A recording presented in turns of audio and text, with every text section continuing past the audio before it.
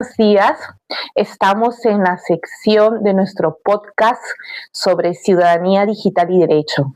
En esta oportunidad tenemos el gran honor de entrevistar a un invitado muy especial. Es el profesor titular de la Universidad de Salamanca en la Facultad de Derecho, doctor Fabián Caparrós, quien ha tenido gustosamente acceder a nuestra invitación para el día de hoy. La temática en la primera sesión de nuestro podcast es acerca sobre corrupción y lavado de activos, y conjuntamente con las nuevas tecnologías de la información. Primero vamos a darle inicio a unas palabras, doctor. Muchísimas gracias por acceder a nuestra invitación. Gracias a ti. Muy encantada de que podamos compartir unas breves reflexiones que puedan ser de comprensión para todo el público que nos va a visualizar a través de las redes. La primera pregunta, la primera cuestión que se nos viene respecto a la corrupción y al lavado de activos sería la más básica que todos los ciudadanos nos preguntamos. ¿Qué entendemos por corrupción y lavado? La más básica. Pero no la más sencilla. No la más sencilla necesariamente. Bueno, son dos ideas, dos conceptos diferentes, pero que con enorme frecuencia se dan conjuntamente, ¿no? Definir la corrupción es uno de los grandes retos en este terreno, pero incluso pensando en que en las últimas décadas se viene hablando hasta de corrupción privada, porque siempre se suele vincular a la idea de un mal uso del poder público, pero también se habla de corrupción privada, de corrupción entre particulares. Es un concepto lo suficientemente restringido y lo suficientemente amplio, por una parte para que tenga contenido y por otra para no dejar casos fuera, sería el del abuso de poder. Es lo que realiza aquella persona que, disponiendo de un poder que está destinado a una determinada finalidad, lo malversa, lo utiliza para otras finalidades. En cuanto al lavado, quizá el lavado sea un poco más sencillo de definir. El lavado es, pues trasladar riqueza que está fuera del control fiscal, que tiene un origen derivado de actividades irregulares, por dar una idea más amplia, normalmente ilícitas, normalmente delictivas, trasladarlo al ámbito de la legalidad. Y por aquello de cerrar o de fusionar estas dos ideas, con mucha frecuencia el lavado, no solo con la corrupción, pero muchas veces con la corrupción, está relacionado, porque si de la corrupción derivan grandes beneficios, esos beneficios hay que lavarlos, hay que blanquearlos para que a través de esos beneficios no se detecte la actividad ilícita que hay detrás. Y entonces, pues es necesario reincorporarlo a la economía legal para que quien optó por la corrupción como forma de enriquecerse pueda utilizarlo en el ámbito legal sin que levante sospechas. Actualmente es transversal en Latinoamérica los problemas de corrupción, presidentes procesados por corrupción, grandes ejecutivos procesados por corrupción. Incluso tenemos en Perú un expresidente que tiene cuantiosas cantidades de dinero en los llamados con anterioridad paraísos fiscales. ¿Qué puede, ante este problema de corrupción y lavado, principalmente el Estado busca medidas como para poder recuperar estos activos? ¿Qué puede hacer o qué mecanismos puede optar el Estado para poder prevenir y lo otro recuperar estos activos que ya en su oportunidad se encuentran en estos países? ¿O qué medidas a su consideración deberíamos tomar como Estado para poder recuperar estos activos que justamente son los que han salido del Estado y han perjudicado a los ciudadanos? Bueno, si yo tuviera una varita mágica para saber cuáles son las claves maravillosas y estupendas que resolvieran esos problemas, pues no lo sé. Pero vamos a ver, si hay ciertas orientaciones político-criminales que más o menos van siendo asumidas y aceptadas por todos los países del mundo. Por una parte está la lucha contra el lavado de activos. Lo que pasa es que el lavado de activos no debe ser un delito, no debe ser una represión instrumental. Quiero decir, el lavado de activos se castiga porque causa un daño. Lo cual no significa que técnicas que se utilizan para el lavado de activos, como es la investigación económica, sea extraordinariamente útil de cara, por ejemplo, pensemos en una delincuencia bien conocida por todos, como puede ser el narcotráfico. Si yo sigo la ruta de la droga, al final llegará el consumidor. Y desde el punto de vista penal es, evidentemente, quien no me interesa. Por el contrario, si yo sigo en ese comercio la ruta del dinero, llegará a la cabeza. Y siendo así, digamos que el esfuerzo del Estado será infinitamente más práctico. Hay que identificar esos fondos, hay que localizarlos, hay que engarzarlos, vincularlos a esa actividad ilícita de la que proceden y hay que decomisarlos. Ese es el gran reto ante el que nos encontramos con la delincuencia organizada. Es la recuperación de activos derivados de la corrupción, del narcotráfico, de otras formas de crimen organizado. Y esa recuperación, insisto, requiere especialmente de una potente investigación patrimonial, requiere destinar recursos a la Fiscalía, al Ministerio Público, a la Policía para que se identifiquen esos bienes, y requieren instrumentos legales para hacer efectivo ese decomiso, para que lo que en tantos países se conoce como extinción del dominio. Así es. Es muy importante tener en cuenta esto. Yo creo que la ciudadanía debería de saber.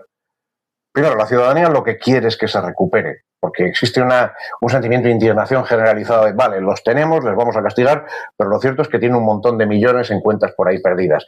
Y eso, en el caso de la corrupción, lo han sustraído de todos los ciudadanos que han pagado sus impuestos. Así es. Entonces, la ciudadanía quiere respuestas a eso. Y frente a eso, hay que tener muy claro que privar a los delincuentes de esos fondos no es un castigo. No es un castigo porque un castigo es que te mandan a la cárcel o que te impongan una multa. Pero que te quiten lo que deriva como producto de una actividad delictiva no es un castigo, sino sencillamente restituir las cosas a como estaban. Es decir, es una riqueza que nunca fue de esas personas, que el derecho nunca le ha reconocido propiedad sobre esos bienes. En consecuencia, tiene mucho más que ver con la responsabilidad civil que con la responsabilidad penal. Es restituir las cosas a como estaban. De manera que, por ejemplo, en el caso de la corrupción, privar a los corruptos de los fondos que derivan de sus actividades corruptas se corresponde mucho más con la recuperación por parte del Estado de unos bienes que se le han escapado de las manos. Del mismo modo que hay que devolverle a la persona a la que le han robado la cartera esa cartera. Y eso es responsabilidad civil. Y claro, eso nos lleva también a adoptar medidas legislativas teniendo presente de que en lo que se refiere a recuperación de activos no estamos hablando de responsabilidad penal. Y eso es lo que nos lleva a las técnicas de recuperación de activos, problemas relacionados con la diferente aplicación del régimen de prueba en el proceso penal, el hecho de que tal vez la prueba que es necesaria para romper la presunción de inocencia, para dictar una sentencia de culpabilidad, no sea necesaria con tanta intensidad respecto de la incautación y decomiso de esos bienes. Es decir, hay muchas cuestiones que, aun estando relacionadas, responden a conceptos diferentes. ¿Y qué hacemos o qué planteamiento considera cuando, por ejemplo, se dice armonicemos nuestras legislaciones porque ahora la delincuencia organizada ha avanzado a grandes pasos geométricos y nuestras legislaciones están a pasos muy lentos? Entonces hay una propuesta de armonizar la legislación internacional en cuanto a recuperación de activos, pero hay barreras aún, por ejemplo, quizás sea en su experiencia en la Unión Europea más sencillo, porque en Latinoamérica hay muchas barreras burocráticas como para poder recuperar activos. Incluso pasan tantos años que cuando ya se pretende recuperar esos activos, muchas veces han desaparecido gran parte, los funcionarios también ya han fugado. ¿Y qué medida, o por ejemplo desde la experiencia que se puede recoger de armonizar no solo a nivel de la Unión Europea, sino a nivel mundial, porque la criminalidad organizada es transnacional, no conoce países, fronteras ni barreras. Bueno, refiriéndonos a la recuperación de activos a escala internacional, es verdad, partimos de un problema de base, y es que el crimen organizado generalmente opera como una empresa multinacional y frente a ello tenemos sistemas penales que son nacionales. Aplicamos códigos penales y códigos de procedimiento penal nacionales, lo cual requiere en el ámbito procesal de una cooperación jurídica. Y a su vez la cooperación jurídica en el plano procesal requiere de una armonización de la vertiente sustantiva, efectos, por ejemplo, de doble incriminación, etc.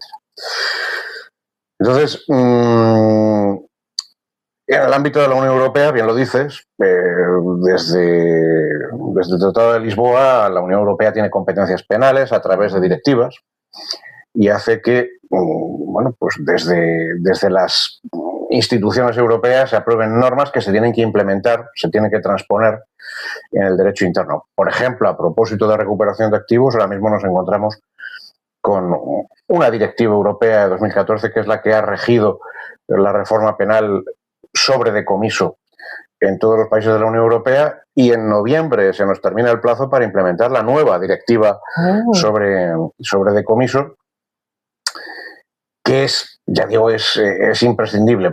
¿Por qué? Pues porque tantas veces, en tantas ocasiones, los bienes están en otros países.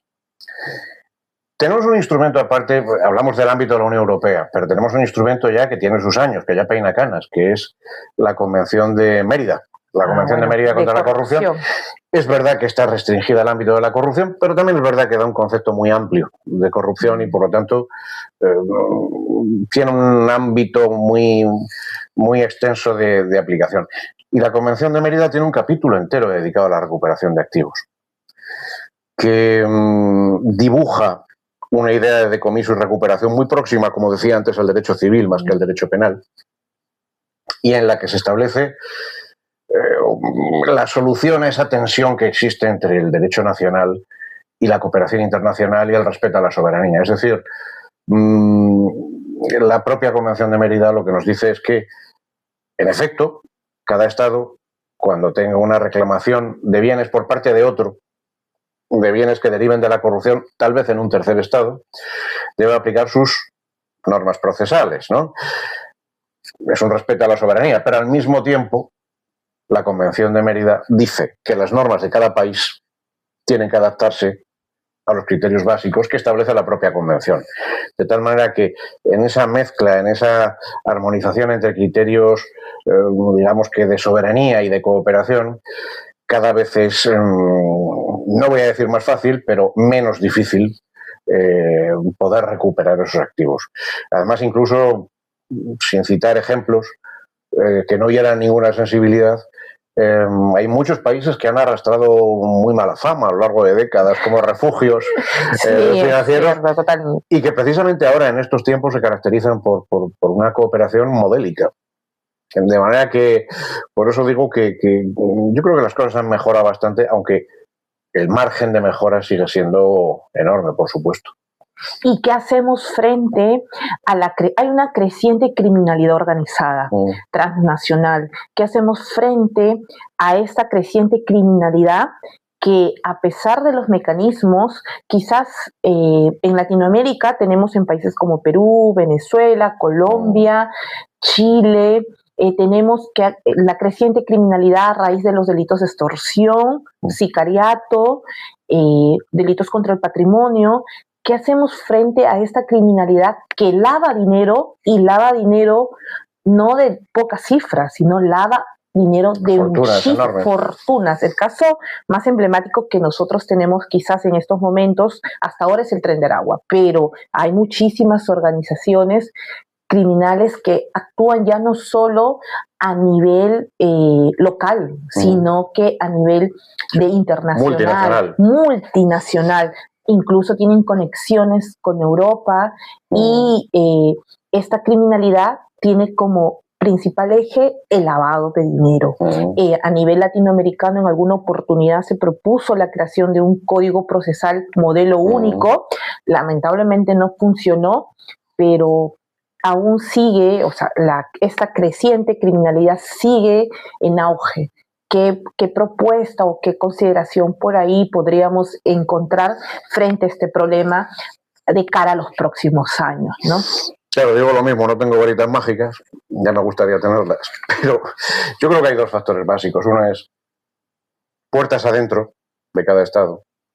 Claro, es que el crimen organizado es una empresa. Es una empresa porque al fin y al cabo funciona conforme a criterios de empresa. De hecho, lo que hace es comercializar bienes y servicios. Lo que pasa es que son bienes y servicios ilegales. Eso es la diferencia, ¿no? Que, de la actividad comercial legal a la actividad comercial delictiva. Pero siendo así, pues lógicamente esa empresa que quiere crecer, que quiere ganar más, da el salto al ámbito internacional, en ocasiones forzado por motivo de ese bien o de ese servicio con el que comercia, como puede ser, no lo sé. Hay determinadas drogas que proceden del mundo vegetal, por decirlo así, y proceden solo de determinados países, pero que se consumen a 10, 15.000 kilómetros de distancia. Entonces, incluso ese es el motivo por el cual pueden ser transnacionales. Dicho esto, yo diría que hay dos frentes principales. Por una parte es puertas adentro de cada Estado, el fortalecimiento institucional. Es decir, hay países que están, no me atrevería a decir dominados, pero sí enormemente influidos por el propio crimen organizado, cuyo poder económico, cuya capacidad corruptora hace que los propios órganos del Estado estén infectados. Sí, entonces, el fortalecimiento institucional es fundamental. Y luego, por otra parte, es la cooperación internacional, basada en soberanía, ya lo decía antes, pero también basada en la confianza. Entonces, tenemos instrumentos internacionales. Hablaba hace un momento de la Convención de Mérida, puedo hablar de la Convención de Palermo del año 2000 sobre crimen organizado. Ya antes, bastante antes, en el 88, se aprobó la última gran convención internacional sobre el narcotráfico en Naciones Unidas, la Convención de Viena. Es decir, es una cadena de convenios, de acuerdos, de puntos en común que tienen los diferentes estados del planeta que pueden ser extraordinariamente útiles de cara a esa cooperación. Yo insisto en eso, es fortalecimiento institucional y soberanía más confianza. Si combinamos adecuadamente estos ingredientes, yo creo que los resultados pueden ser buenos. Se han obtenido ya buenos resultados, pero bueno, todo es mejorable.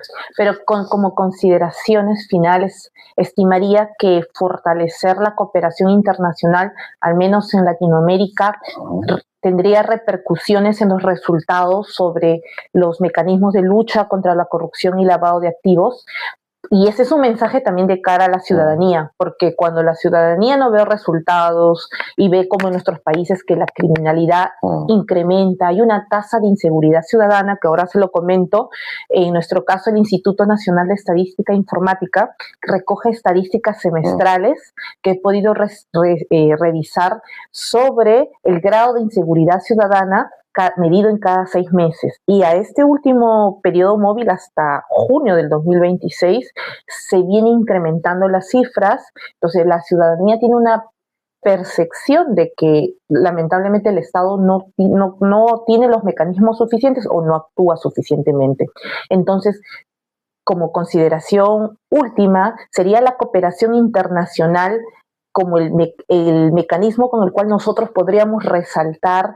¿Por qué? Porque no hay una coordinación entre los países, como sí veo a nivel como de Unión Europea, que se impone una directiva y todos la tienen que acatar, por lo menos. En cambio, como este mecanismo no lo aplicamos a nivel de todos los países de la región de Latinoamérica, pero podríamos sí establecer un mecanismo por lo menos vinculante de cooperación de cara, porque no tenemos otra opción, porque la criminalidad no solo está en Perú, está en todo. Claro, por supuesto, todo lo que se haga en ese terreno siempre será positivo. Lo que pasa es que también quiero prevenir del excesivo optimismo o de la excesiva confianza en el ámbito de la cooperación internacional. Me explico. Lo primero, hay que arreglar los problemas en casa.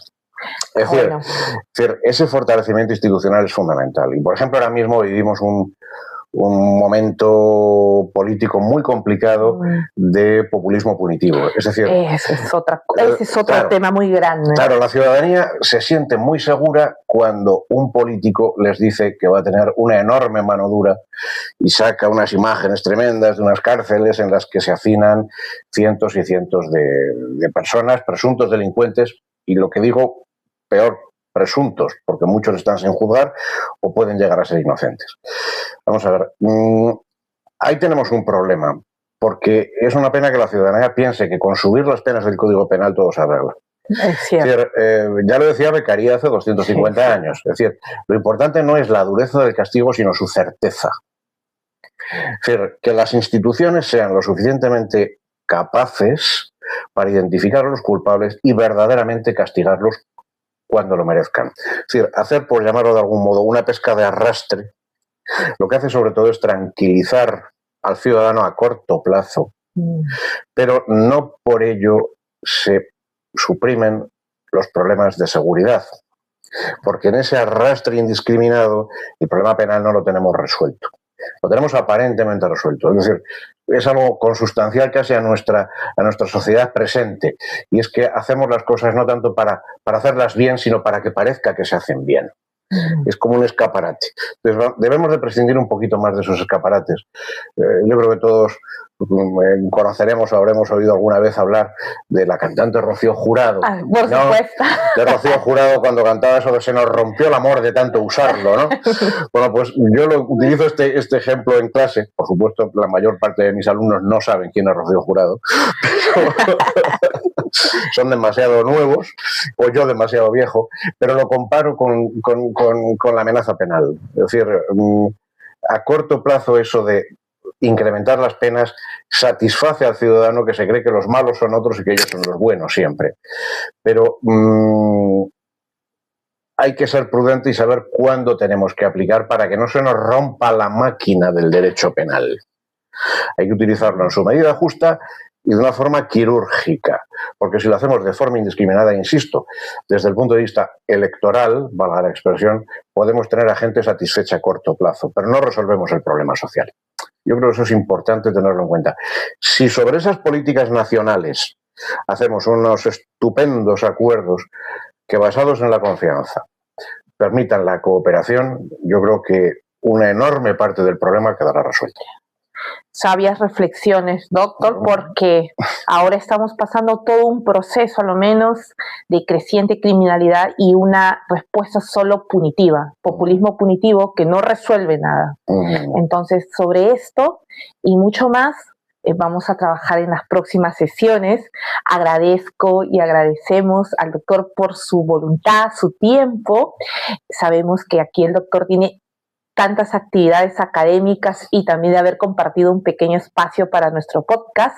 Vamos a compartir nuevas sesiones de entrevistas, esperemos que nos acompañen y hasta una próxima oportunidad. Muchísimas gracias, doctor, por su tiempo y esperamos tenerlo como invitado de honor en nuestras próximas sesiones, por favor. Muchas gracias. Muchas gracias.